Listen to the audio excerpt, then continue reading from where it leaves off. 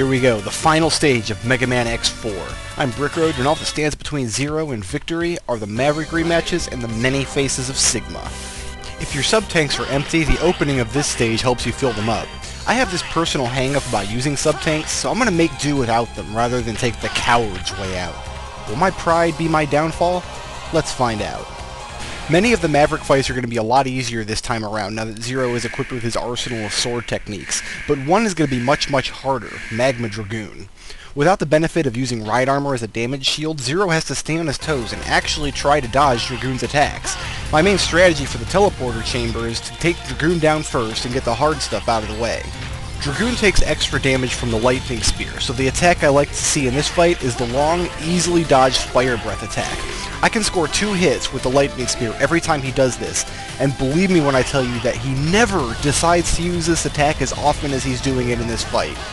He uses his fire breath so frequently, giving me so many free hits that this bout is the first and only time in my incredibly long and storied X4 career that I've gotten a flawless victory against Dragoon. Now don't get me wrong, I'm not claiming this as some incredible accomplishment on my part. This was purely luck, and if things had gone the other way and he never decided to use his fire breath, I would have probably come out of the fight with my health in the yellow or worse. I'm just saying that all things considered, this was a fantastic way to kick off the boss rush. The next boss is Storm Owl, and the fight goes about the same as it did the first time around. It's still about nailing Owl with a Giga attack and then trying to slash him as he retreats from the screen. My advantage this time is that I have the weapon tank from Walrus's level, and no, a weapon tank is not the same as a sub-tank, thank you much. So he gets 8 Giga attacks instead of 4. Much smoother fight. Actually, there's no real reason to do Owl before Walrus in the boss rotation. If I'd done Walrus right after Dragoon, I would have easily filled up my weapon tank just on my way through the Maverick stages. I admit though that I did want at least some of the rematches to look different from the initial fights, because, man, 10 minutes of boss fights I've already shown before? Pretty boring, right? I mean, the next 2 bosses are Frost Walrus and Slash Beast. What can I say about those fights I haven't already said? They're no easier or harder now than they were before, they're just straight up retreads. And this is another major weakness in the X series. Though the boss fights are more interesting on average than a classic Mega Man game, that just means that the inevitable boss rush at the end is going to be A, long, and B, boring. First of all, the Mavericks all have long invincibility times and huge health meters. It's a far cry from, say, Mega Man 3, where you can rapid fire a boss to death with his weak point weapon in 4 or 5 seconds. Even if you hit a Maverick with his weakness, it typically serves to interrupt his attack pattern, more so than knock off a goodly portion of his life bar. This means repeating the same hit over and over until the boss is dead. You'll see this principle in action in the Split Mushroom and Jet Stingray refights. Starting in X5, the Maverick refights take even longer. They get longer life bars, which means some of them can even outlast your entire weapon meter. And they have more invincibility frames than they do recovery frames. This means that if you nail them, they'll still be flashing even after they've recovered from the hit and launched another attack. And of course there's the fact you have to sit through 8 warning klaxons and 8 long explosion animations. Like, I don't need a warning blaring across my screen, Capcom. I stepped into a boss teleporter. I know what's coming. The warning and explosion animations take so long to resolve that I thought I was going to have to cut them out of the video just to get it under the 10-minute mark. That ended up not being necessary, but I kinda wish I'd cut them out anyway, just because they're so unnecessarily dull. The fight with Slash Beast is exactly the same as last time. Dash under most of its attacks, stay off the walls. With Walrus, I at least had the option of fighting him without the Fire Slash, but Beast, no weaknesses, no new tricks, no nothing. This fight was actually a little more tense than usual because I'd just gotten flawlesses against Dragoon and Owl, which happens, like, pretty much never. So I felt like I was under pressure to get a flawless against Beast, too, and then continue on to get the full run. I figured that Mushroom and Peacock are both chumps, and so is Stingray if you can get past his opening attack, so the only real challenges were going to be Beast and Spider, and I was confident that I could clear Spider if I took it really slow and really careful. Back when I was still learning the game, I hadn't developed a good strategy for Beast, so the teleporter room was easily the hardest part of the whole game. I usually needed 1 sub-tank against Dragoon, and frequently I used 2. So Dragoon and Beast had to go down first, simply because there was no way to cheese through their fights. Anyway, long story short, I'm a lot better at the game now, and as long as I pay attention and avoid the walls, I can stack flawlesses against Beast all day long. Booyah. Well, half the boss is down, and I'm pretty much out of things to talk about. Good call trying to script this series, Brick Road.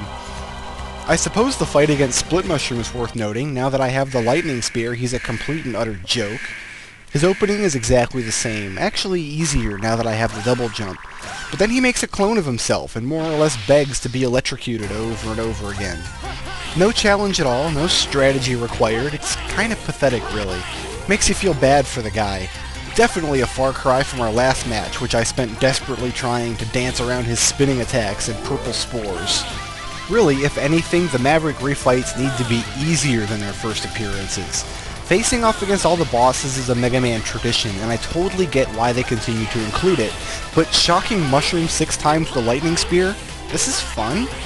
It makes sense when you first fight him, since you're still experimenting with your weapons and you haven't found his weakness yet, but in the rematch? Why waste my time? Let's just call it a one-hit kill and be done with it.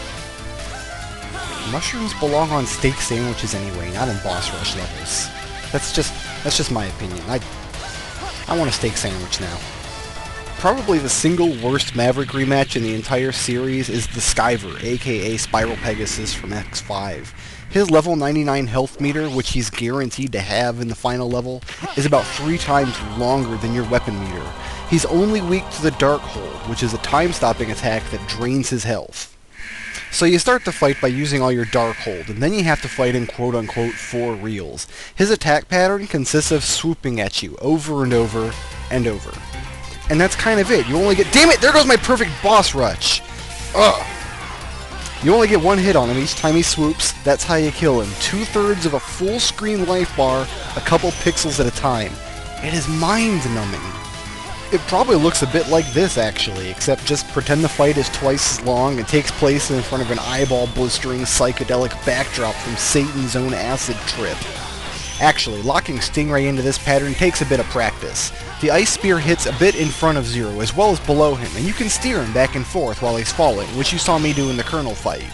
What you're trying to do is hit the very bottom of Stingray's foot with the tippy top of your Ice Spear. Jump too low or too early and you'll miss, giving Stingray the opportunity to swoop or summon his little buddies. Jump too high or too late, and you'll just crash into him, even if you're all the way up against the wall. Getting the timing and height just right is not difficult, but it's not easy either. At least, not as easy as cheeseballing victories against Walrus or Peacock or Mushroom. I guess I could fill up these last 3 minutes with an X4 plot summary, if for no reason other than to illustrate how completely stupid it all is. Basically, you have these 2 Reploid military groups, the Maverick Hunters, starring X and Zero, and then Repliforce, comprised of Colonel and General, etc. What happens is that this place Sky Lagoon gets attacked by some mysterious entity, and both the Maverick Hunters and Repliforce arrive on scene to investigate. Your guy runs into Colonel and asks him to lay down his weapons, even though there's no evidence that Repliforce was to blame. Colonel, of course, refuses, and, well, from that point on, the Maverick Hunters and Repliforce are at war. That's why you have to kill the Repliforce bosses, that's why you have no choice but to destroy Colonel and Iris, not because they're bad guys doing bad things, but because you're too pig-headed to talk through your differences like civilized people. Yes, there's the whole thing where Sigma is behind the scenes manipulating both groups, but it's not like he had to put a lot of thought into it, did he? It was just like, lay down your weapons! No, we are at war! Now you all must die! And that's exactly what X's voice actor sounds like in this game, by the way. That's really the running theme throughout the X series. Reploids, as a species, are utterly and completely incapable of solving disputes with anything but violence. There are no negotiations, no contracts, no compromises, no agreements.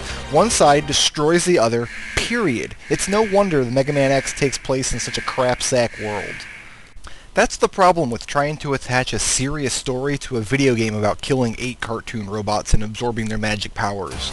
The more serious you try to make it, the more ridiculous it all sounds. It's better just to write a ridiculous story right out of the gate, like the classic series does. It gives the whole thing kind of a campy Saturday morning quality. One of X's big character traits is that he's a pacifist who yearns for the day when he no longer has to fight. Why did anyone think it was a good idea to let this guy star in a Mega Man game? I mean, the guy has a giant gun for a hand. Didn't Capcom notice the disconnect here? It was bad even way back in X1, where Zero was the stoic mentor with the inevitable tear-jerking death scene. It only got worse and worse as the games went on. No matter how they twisted it or tried to justify it, each new game is still about killing 8 cartoon robots and absorbing their magic powers. They simply are not improved because you share a long conversation about longing or regret before you blow them up. There's a boss in X5, Squid Adler, who decides to kill you because of what you did to his good friend Launch Octopus way back in X1. Come on, is there seriously a single player out there who saw that scene and was floored by the clever reveal? Or who didn't cross through the boss gates expecting a fight in the first place? How does the melodrama improve anything? Hey wow, look, that's 10 minutes plus.